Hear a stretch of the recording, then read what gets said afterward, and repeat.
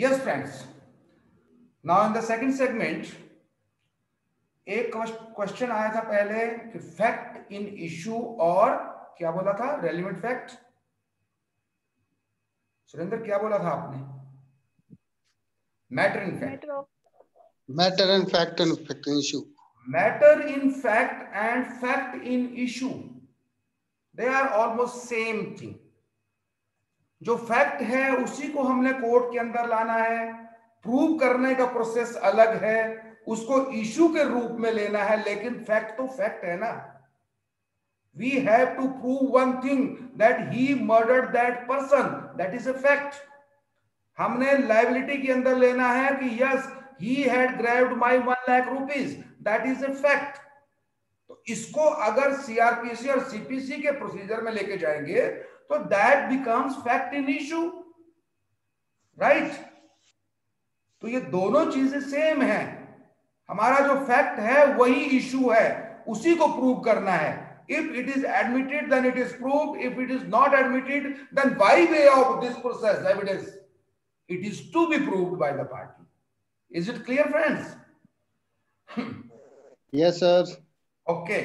Now let's see this word. Let's see this word, evidentia. It is a Latin word, evidentia. What it means? Evidentia means be clear, be clear, clear हो जाइए भाइयों और बहनों। Evidentia means कि be clear, आपको बिल्कुल संतुष्ट होना है, क्लियर होना है। It is the meaning of evidentia, and this word denotes evidence act. ठीक है, किसके बारे में होना है हमने क्लियर, ये जरूरी है।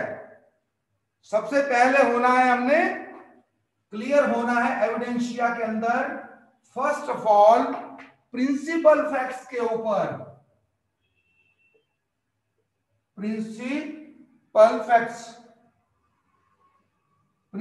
फैक्ट्स के ऊपर होना है, नंबर 1। ओके, नंबर 2 सेकंड होना है हमने रेलिवेंट फैक्ट के ऊपर। प्रिंसिपल फैक्ट्स क्या थे हमारे, फैक्ट इन इश्यू क्या था, उसके साथ रेलिवेंट एक्ट क्या, रेलिवेंसी क्या क्या किन किन फैक्ट की है, उसके ऊपर हमने रेलिवेंट फैक्ट्स के ऊपर क्लियर होना है, क्लियर होना है, इसे समझ लेना आपने, क्लियर। ओके, ये याद रखते रहना है, हर शब्द के साथ लग रहा है। फिर फैक्ट इन इशू, उसको और क्लियर करना है, fact in issue, fact in issue को क्लियर करना है हमने। इशू अच्छे लगवाने हैं, चार्ज ठीक लगवाना है, वो क्लैरिटी होनी चाहिए हमें कि हमारा जो केस है वो किस लेवल के ऊपर जा रहा है, उसमें फैक्ट इन इशू क्या है, राइट। फोर्थ है मोटिव, नोट कर लीजिए इन्हें आप, मोटिव चौथा आ गया मोटिव। पांचवा आ जाता है क्लियरेंस के लिए क्या, प्रेपरेशन, प्रेपरेशन क्या, प्रेपरेशन समझाऊंगा भी मैं इस चीज को। फिर उसके बाद आता है हमारा क्लियरेंस चाहिए कंडक्ट की, कंडक्ट। ओके, नेक्स्ट वन है, फिर आती है क्लियरेंस किस चीज की, डायरेक्ट एविडेंस, डायरेक्ट एविडेंस। ये आ गई हमारी 7। फिर आ जाता है हमारा, इधर लिख लेता हूं क्योंकि आपको नीचे दिखाई नहीं देगा, circumstantial evidence, circumstantial evidence. Okay, and फिर है mens rea, mens rea, and last one is actus reus. ये मैंने दोनों साइड का बता दिया आपको, सिविल का भी और क्रिमिनल साइड का भी, क्योंकि जब भी हमने एविडेंस एक्ट को पढ़ना है, don't read it in civil side और इन क्रिमिनल साइड। हमने जब एविडेंशिया को समझना है तो दोनों साइड को समझना है, इसको मिक्स नहीं करना है आपने, ना सीपीसी के साथ करना है ना सीआरपीसी के साथ करना है। ये एक अलग एक्ट है, ये एक टूल है। किस लिए? प्रिंसिपल फैक्ट्स हमें पता होने चाहिए पहले कि what are the principal facts.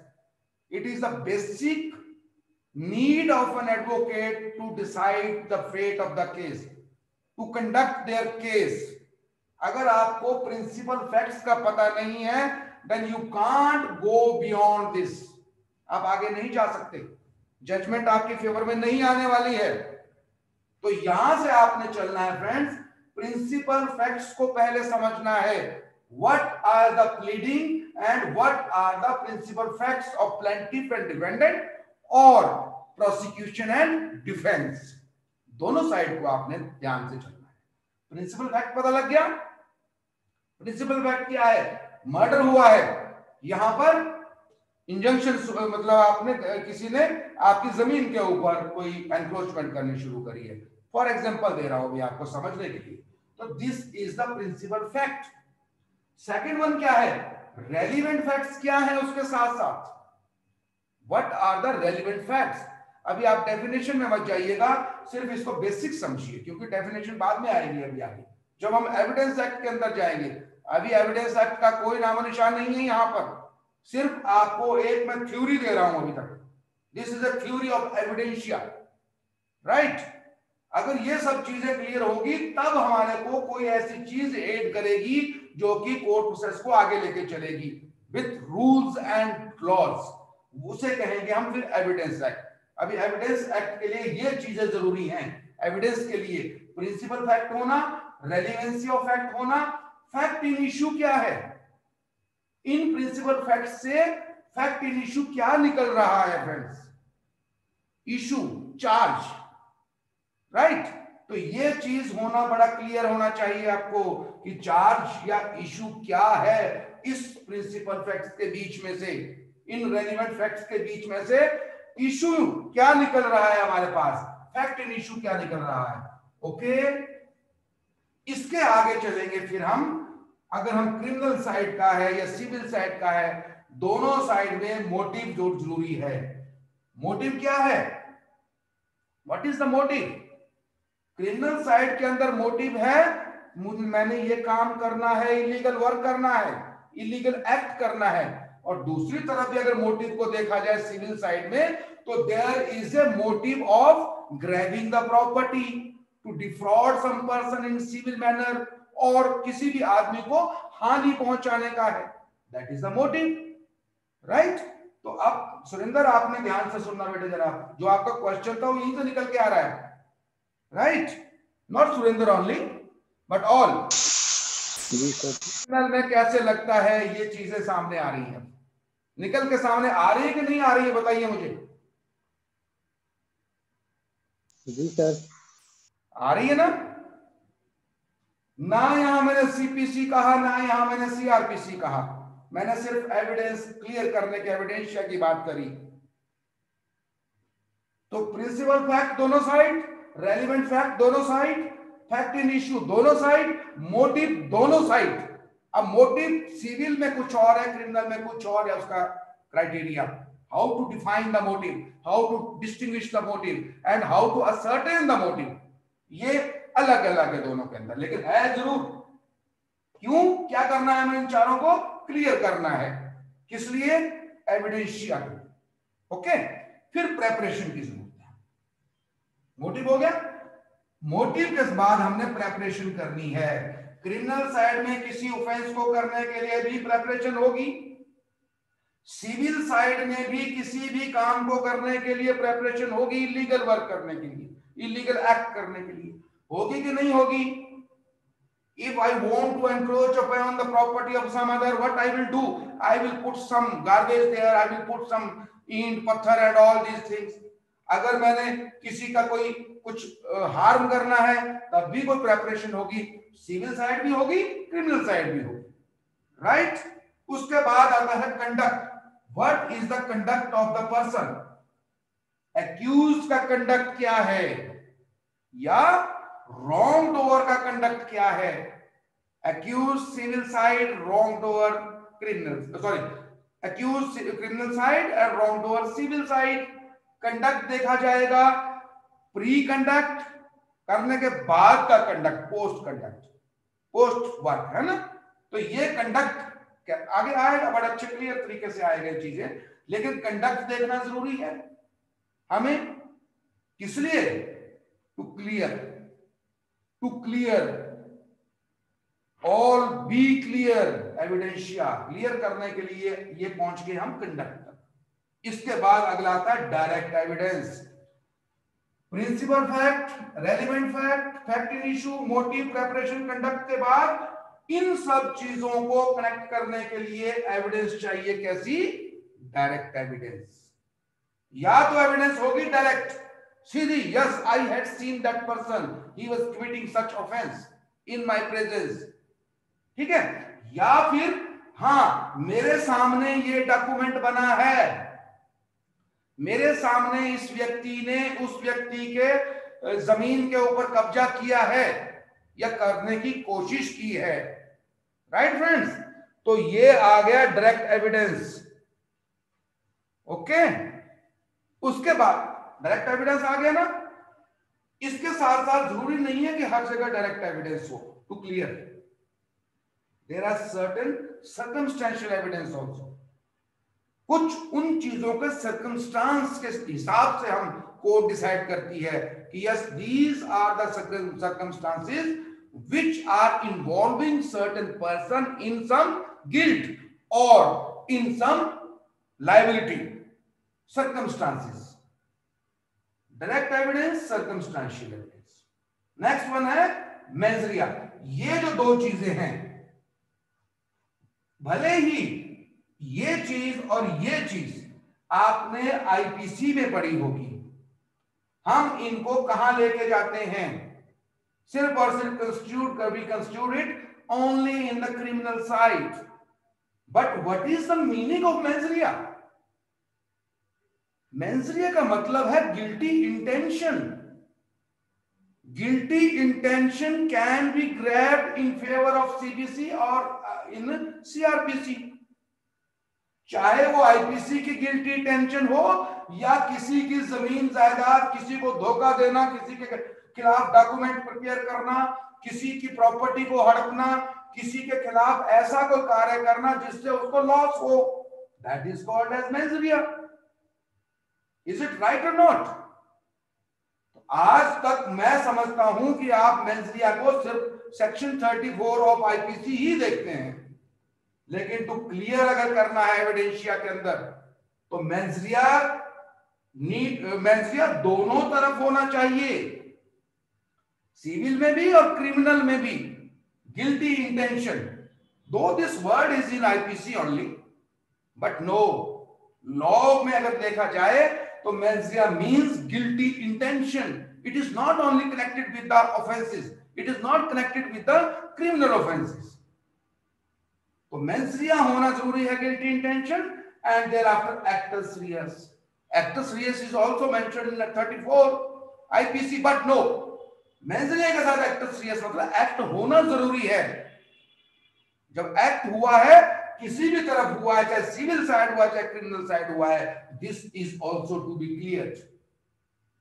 और ये बड़ी मैक्सिम है आईपीसी के अंदर, हम देखते हैं मेंजरिया और एक्टस रियस के ऊपर गिल्टी इंटेंशन से किया हुआ काम वो वहां पे एक गिल्ट बनाता है, एक ऑफेंस बनाता है। लेकिन mens rea required in all type of matters, either civil और इन क्रिमिनल। सिविल केसेस को हमने लेके जाना है तब भी गिल्टी इंटेंशन होगी। मैं एक ट्रैक्टर लेके जा रहा था, उसके अंदर पत्थर थे और चलते चलते वो ट्रैक्टर उल्टा हुआ और पत्थर उस खेत के अंदर गिर गए जो किसी और का था। तो क्या ये गिल्टी इंटेंशन थी? बोलिए आप, नहीं ना। There was no mens rea, no one can sue me कि जिसने पत्थर वहां ट्राली उल्टा दी। नो, जब तक कि जानबूझकर मैं उस ट्राली को वहां खाली नहीं करता हूं,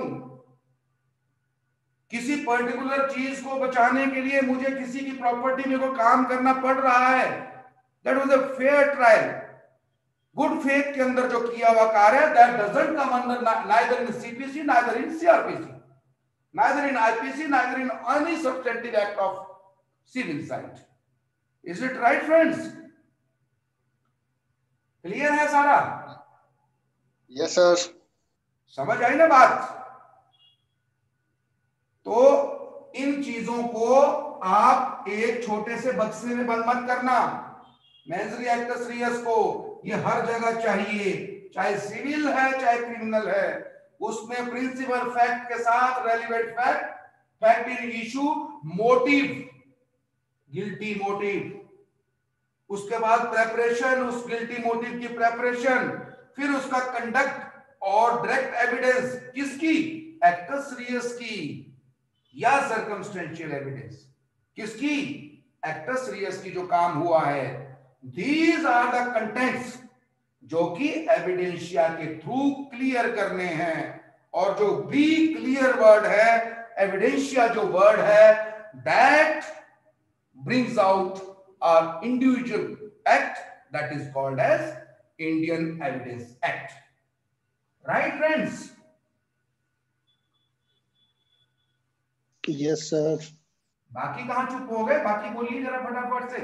अपने माइक ऑन कर रखिए आप यार, टाइम वेस्ट होता है. मेरी रिकॉर्डिंग, मुझे बहुत काम करना पड़ता है इन चीजों को निकालने में. फिर that should be a very fast conversation. मुझे भी लगता है थोड़ा सा बात करने से आपसे अच्छा लगता है. सब क्लियर है अब? Yes sir. हाँ, थोड़ी आवाज को थोड़ा ना ऊंचा रखा करो, मजबूत आवाज होनी चाहिए. ठीक है? जी सर. हाँ, गुड. तो किसी का कोई डाउट हो? No sir. पक्की बात है? बिल्कुल जी. हाँ. तो अब ये हमारा एविडेंशिया क्लियर था माइंड कि एक एडवोकेट होने के नाते, एक कोर्ट होने के नाते क्या क्या चीजें हमें क्लियर करनी है, वो सारी चीजें आपके सामने आ गई. अब इनको कनेक्ट करने के लिए there are certain rules of evidence. What are those rules? Rules of evidence. Rules of evidence. Rules of evidence में क्या क्या आता है? In legal terms, evidence covers the, क्या क्या कवर करता है? रेलिवेंट फैक्ट आए, फैक्ट इन इशू आए, बर्डन आया, मोटिव आया, कंडक्ट आया, मेजरी आया, direct evidence, circumstantial evidence, actus reus वगैरह सब कुछ आ गया. लेकिन आपको एक चीज अभी और समझनी है कि जिस व्यक्ति ने फैक्ट इन इशू लगवाया है उसके ऊपर क्या है? Burden of proof. Burden of proof है कि नहीं है? बताओ. बर्डन है ना? तो एविडेंस के अंदर सब चीजें समझ ली. कोर्ट बैठ गया है, चालान पेश हो गया है, दावा दायर हो चुका है दोनों साइड. तो हमें क्या करना है? बर्डन ऑफ प्रूफ आएगा. फिर मैंने पहले कहा था आपको, चार्ज लगने के बाद एविडेंस शुरू होगी या इशू लगने के बाद एविडेंस शुरू होगी. तो जिसके ऊपर इशू लगा है सिविल में या प्रोसिक्यूशन के ऊपर चार्ज है, तो बर्डन ऑफ प्रूफ उनके ऊपर है to bring all relevant evidence, all relevant facts, all circumstances, all conduct regarding motivation, regarding preparation, regarding mens rea, regarding actus reus, and there should be a direct or the circumstantial evidence to prove this burden. Is it right? तो burden of proof जो है वो important है. This is the basic rule of evidence. Burden of proof. इसको थोड़ा ऊपर कर देता हूं. Burden of proof. Burden of proof. Second one है, बर्डन ऑफ प्रूफ को कैसे हम प्रूव कर पाएंगे फ्रेंड्स? बर्डन ऑफ प्रूफ को प्रूव करने के लिए हमारे को चाहिए एविडेंस. कौन सी एविडेंस? प्रिंसिपल एविडेंस जो पहले करा, रेलिवेंट एविडेंस. राइट? तो उन दोनों एविडेंस की जो वैल्यू है, क्या वो वैल्यू है, डायरेक्ट वैल्यू है उतनी कि कोर्ट उसको एडमिट करे? हमने थोड़ा पीछे पढ़ा इस चीज को। तो कोर्ट के अंदर वही एविडेंस लानी है जो कि बेस्ट एविडेंस हो, कोर्ट के अंदर वही लानी है जो फैक्ट इन इशू से रिलेट करती हो, कोर्ट के अंदर वही एविडेंस लानी है जो फैक्ट इन इशू तक कंस्ट्रेन हो, उस तक हो। तो जब वो चीजें लानी है तो कोर्ट देखेगा कि whether this evidence which has been brought by the party upon whom the burden of proof is, that is admissible or not। समझ गए? Yes, sir. Admissible, this is a word। admissible मतलब admit करने लायक है, मानने लायक है कि नहीं है, ये एडमिसिबल होनी जरूरी है बर्डन ऑफ प्रूफ के ऊपर। जो बर्डन आपके ऊपर प्रूफ करने के लिए है उससे रिलेटेड जो एविडेंस है, बेस्ट एविडेंस है, फैक्ट इन इशू से मिलती है, फैक्ट इन इशू के तक कंस्ट्रेन करती है, हियर से नहीं है, तो that will be admitted by the court for scrutiny. तो ये एविडेंस कौन सी होनी चाहिए? एडमिसिबल होनी चाहिए। That is the rule of evidence. ये नहीं कि बात कहीं और की चल रही है, एविडेंस कहीं और की उठा के ले आओ। No, that should be in relevance, in connectivity with the fact in issue. Facts के ऊपर, इशू के ऊपर होनी चाहिए आपकी। एडमिसिबिलिटी के बाद अगली जो आती है वो आते हैं relevance. Relevance, you know what is relevance? जानते हैं आप सब? रेलिवेंस मतलब उस पर्टिकुलर चीज से संबंधित होनी चाहिए, उससे रेलिवेंसी होनी चाहिए, उससे कनेक्टिविटी होनी चाहिए, उसके संदर्भ में होनी चाहिए वो बात। रेलिवेंस, एविडेंस वही एडमिसिबल होगी जो रेलिवेंस होगी किसके साथ? बर्डन ऑफ प्रूफ जो फैक्ट इन इशू है उसके साथ रेलिवेंट होना चाहिए। देन अगर ये तीन चीजें हो गई, बर्डन ऑफ प्रूफ क्या है वो हमने क्लियर कर लिया, उसके बाद एडमिसिबिलिटी दे दी हमने, एविडेंस, एडमिसिबल एविडेंस दे दी, that is relevant to the burden of proof, fact in issue. Then उसके बाद कोर्ट देखेगा और उस पर्टिकुलर चीज को क्या करेगा? कोर्ट उसको वे करेगा, वेट करेगा, तोलेगा उसको कि क्या है ये चीज, दोनों साइड की वेट करेगा, आराम नहीं करेगा। वे मतलब एक दूसरे की relevancy, admissibility, burden of proof से फैक्ट इन इशू मिल रहा है कि नहीं मिल रहा है, एविडेंस कितनी डायरेक्ट है, इनडायरेक्ट है, सर्कमस्टेंशियल है या प्राइमरी है, सेकेंडरी है, ओरल है, डॉक्यूमेंट्री है, उन सब चीजों को वेट करेगा और फिर सफिशिएंसी देखेगा, वो हु इज सफिशिएंट, सफिशिएंसी है, सफिशिएंसी देखेगा, सफिशिएंसी, हाँ सफिशिएंसी, सफिशिएंट है कि नहीं है, is it sufficient to decide a matter, fact in issue, burden of proof has been discharged or not, ठीक है, of what, किसकी sufficiency देखेगा, of what should be admitted into the record of a legal proceeding। इन सब चीजों की जितनी भी हमने बातें करी, evidence, burden of proof, admissibility, relevance, weight, sufficiency, क्या it is sufficient for the disposal of the matter, right, और कोर्ट इन चीजों को एडमिट करेगा, तब जाके एक फैसला आएगा, चाहे वो सीपीसी का हो चाहे वो सीआरपीसी का हो। तो these are the rules of evidence. इन रूल से बाहर एविडेंस अगर गई तो you can't be succeeded, it is waste work, waste work कहलाया जाएगा। तो अगर ये जो आज का जितना टॉपिक था, इन सब चीजों के ऊपर यदि आप ध्यान दें, इनको दोबारा दोबारा पढ़ें और बुक्स के साथ भी जाएं, और भी हमारे पास काफी सोर्सेज हैं, उन सब चीजों से आप अपनी जो नॉलेज है उसको बढ़ाएंगे, then I am very sure that आपको कभी भी एविडेंस से डर नहीं लगेगा दोस्तों।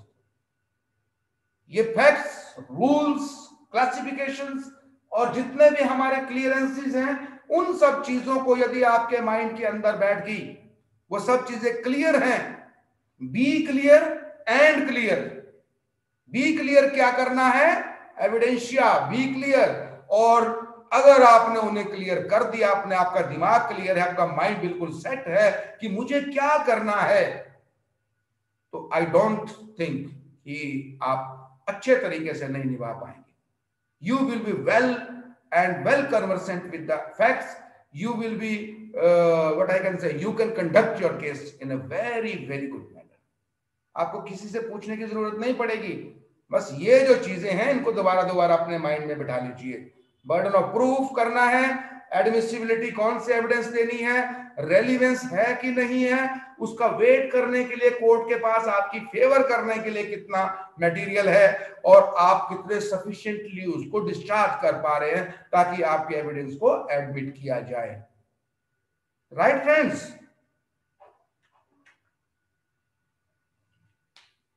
बोलिए। Right sir. अपने स्पीकर्स ऑन कर लीजिए जरा आप। Give me your speakers now, give me your voice.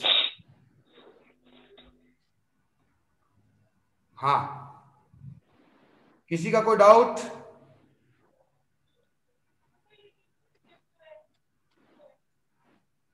है कुछ? No sir. No? Very good. हाँ, हमारे एडवोकेट साथी जो हैं, जसमीत का कोई डाउट नहीं है क्योंकि she is only student at this stage, और जितना इसने समझ लिया वो काफी है। लेकिन एडवोकेट होने के बाद देयर आर सर्टेन थिंग्स जो एक एडवोकेट के माइंड में आती रहती हैं। तो मैं चाहता हूं कि आपके दिमाग में भी कुछ आए, और जब तक आपका दिमाग कुछ सोचने नहीं लगेगा, कुछ निकालने नहीं लगेगा, हर चीज से निकालने निचोड़ में नहीं लगेगा, then you can't be a good advocate. Can't be. तो अपने दिमाग को घुमाते रहिए, नेगेटिव नहीं सोचना है, लेकिन पॉजिटिव व्यूज, उसको और क्लैरिटी के लिए आप लोगों को चलना है। आज मैं इतना ही करूंगा क्योंकि काफी हो गया। इट इज ए प्रोसेस, ज्यादा खाएंगे तो आज बेसिक जो चीजें थी वो हमने कर ली। जैसे सीपीसी शुरू करी थी, सीआरपीसी शुरू करी थी, तो एक बेसिक आइडिया हमने पहले लिया था। तो आई होप कि आपने फिर इजीली उन चीजों को समझा होगा। दीज आर नॉट, ये जो लेक्चर्स हैं, आई डोंट थिंक कि ये कहीं भी आपको मिलेंगे। This is my personal experience, आपसे शेयर करूं। ये कोई लेक्चर्स कहीं से उठाए हुए नहीं है, या मैं जितना आज बात की है ये मेरा अपना पर्सनल एक्सपीरियंस है, और मैंने थोड़ा सा बुक के साथ सहारा लेकर थोड़ा अच्छे से एलोबरेट किया है। तो पर्सनल नॉलेज और पर्सनल एफर्ट है, ताकि आप लोगों को क्लैरिटी होना जरूरी है। किन किन चीजों की क्लैरिटी होना जरूरी है? किताब तो कोई भी पढ़ सकता है। एविडेंस एक्ट को पढ़ाने के लिए हमारे पास बहुत सारे ऐसे अच्छे एडवोकेट्स भी हैं और जजेस हैं, इवन टीचर्स हैं, हमारे वेल क्वालिफाइड टीचर्स हैं जो मेरे से भी ज्यादा अच्छा पढ़ा सकते हैं, बहुत अच्छा पढ़ा सकते हैं। लेकिन मैं उनको तरफ ना जाते हुए ये बताना चाहता हूं कि प्रैक्टिकली हम इन चीजों को कैसे समझें। जो प्रॉब्लम्स डेली कोर्ट के अंदर आती हैं, मैं बार बार कहता हूं कि मैं जुडिशरी की तैयारी नहीं करवा रहा हूं। जुडिशरी की तैयारी आपको पता भी नहीं चलेगा कैसे कब होगी। अगर आप एक अच्छी एडवोकेट की तैयारी कर लोगे तो यू आर एवरीवेयर, कहीं भी आप कभी भी जा सकते हो, कैसे भी जा सकते हो। You don't need to go in the books. Practical आप समझ लीजिए सारा। कई चीजें ऐसी हैं किताब में कुछ और लिखी हैं, लेकिन वहां प्रोसीजर जब कोर्ट के अंदर आता है तो वहां कुछ और होता है। वहां कई चीजें ऐसी रहती हैं जो कि प्रोसीजरली वहां किताब में है ही नहीं है, लेकिन कोर्ट ने अपना प्रोसेस बनाया हुआ, और ये it differs from court to court. एक ही जिला के अंदर, एक ही न्यायालय के अंदर 4 कोर्ट है, 4 जजेस अपने अपने तरीके से प्रोसेस को चला रहे हैं, प्रोसीजर को चला रहे हैं। ठीक है, तो वो अलग प्रोसेस है, ऐसा नहीं है कि लॉ से बाहर है, लेकिन टू फैसिलिटेट द सिस्टम थोड़ा बहुत उतार चढ़ाव चलता रहता है, लेकिन बेसिक लॉ के साथ वो चलते हैं। हाँ फ्रेंड्स, किसी का कोई डाउट हो तो बताइए जरा जल्दी से मुझे, ताकि कल फिर हम बेसिक एक्ट के ऊपर आएंगे। Is there? जो आपने वर्ड कुछ बात करिए। मैंने आपसे पहले कहा था कि आप लोग मेरे विजिलेंट आईज हो, because it is for the first time, मेरा भी एक पहला तजुर्बा है क्लासेस का। तो मैं चाहता हूं कि आप लोग मेरे अच्छे दोस्त और साथी बन के मुझे एक्टिवेट करें, साथ में मेरी जो कमियां हैं, गलतियां हैं, उन सबको भी आप थ्रेश करें, ताकि जो अगला सेशन में किसी और के साथ लूं और अगली क्लासेस लूं तो वहां पर मुझे आपकी भी याद आती रहे और आपके दी हुई वैल्यूएबल सजेशंस और सपोर्ट मुझे फायदा दे उन बच्चों के साथ बात करने का। तो प्लीज आप करिए, थोड़ा सा डिस्कस करिए। सर जो आपने वार्डन ऑफ प्रूफ की बात की है ना सर, 6 मिनट है। हाँ हाँ, बोलिए बोलिए प्लीज। सर जो आपने बर्डन ऑफ प्रूफ की बात करी है ना सर, वो शिफ्टिंग है या नॉन शिफ्टिंग है? अभी तो मैं शिफ्टिंग और नॉन शिफ्टिंग की तो बात नहीं कर रहा हूं। अभी बेटा जनरली नहीं